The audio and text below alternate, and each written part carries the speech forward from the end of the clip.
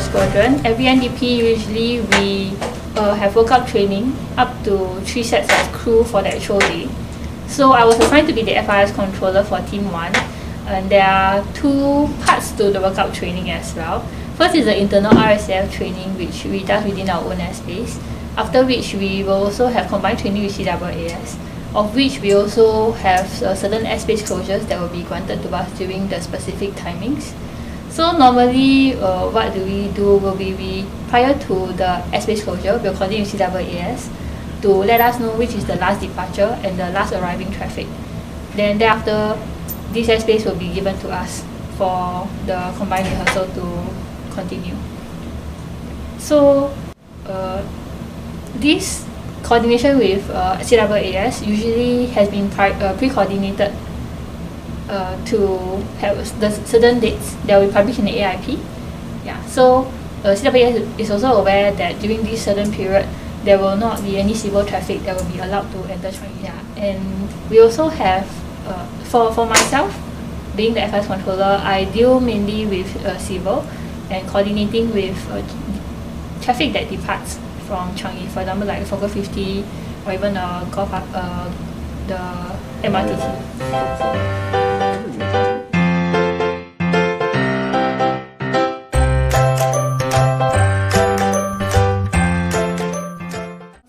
We have to be familiar with the airspace that is available to us. That's why with every day we start off with SODB, start of day brief, that they will include the NOTAMs, the special activity, even weather brief, and we also keep a lookout for incoming weather or plan for contingency plans in event weather builds up, and the recovery plans as well for aircraft.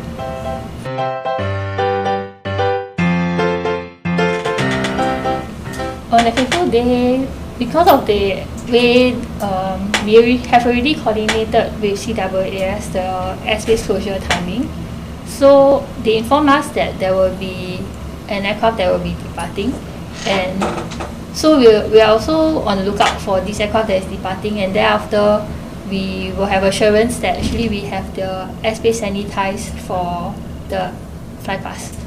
However, when this aircraft departed, we were observing its track, and because it was tracking southerly initially, there was no factor to the fly pass rehearsal, but subsequently it turned northerly and it was climbing through the airspace that was given to us. So immediately, based on our training and our scanning pattern, we detected it, and then we alerted the controllers to turn away Gryphon, and also for myself to coordinate CAAS to turn away the civil aircraft. When I saw the conflict, I thought that somebody was breaking the contract because it was not meant to be that this way, and that's why I had to immediately action upon the Paribas Position Controller to turn away the aircraft, and thereafter for myself it will be to inform civil of this traffic and get them to turn away.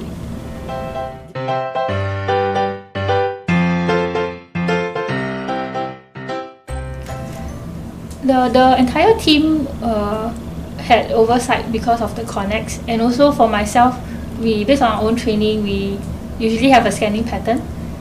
We also talk to each other communicate with each other over landlines, and once there was a potential conflict, everybody was already alerted, and everybody knew what to do because they know what both phase actions they need to do.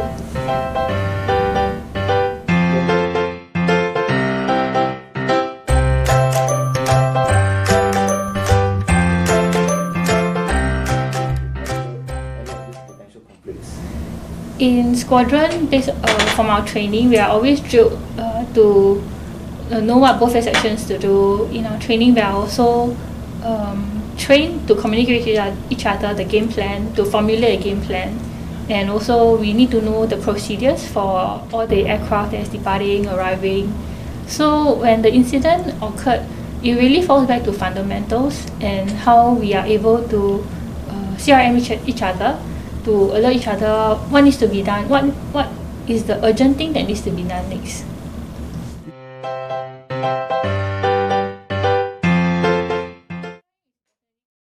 CRM is definitely crucial in our work to prevent and reduce human errors, so that's why we work side by side with one another, and even within our scope of operations, we also look out for each other, as well as to increase efficiency in how we work and to reduce our workload. I think it's a culture in squadron to do CRM, aside from RSD where situations of CRM can be applied or can be shared.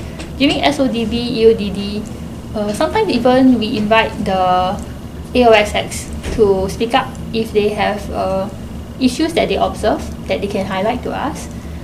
Even between AWOs, in our training, the junior controllers are starting to share their doubts and share their questions with instructors during their training slots. And thereafter, the instructors are able to address their worries, their queries. Aside from that, instructors will provide them pointers so that they can learn from and to improve the next session. We practice CRM through the manning side by side. We also communicate with each other what is the game plan that needs to be done, and more often than not, sometimes the junior controllers also provide their form of CRM to the senior controllers by means of passing traffic information.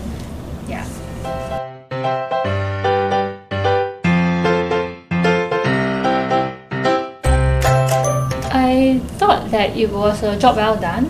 Aside from pilots able to achieve their mission, which is to practice and do their flight pass segment successfully, and civil is also able to depart their traffic without any potential conflict. Overall, I also think that the entire team as a RSCM, we did well. Yeah, not just to prevent this conflict, but actually to eventually successfully do the 5 for the NDP.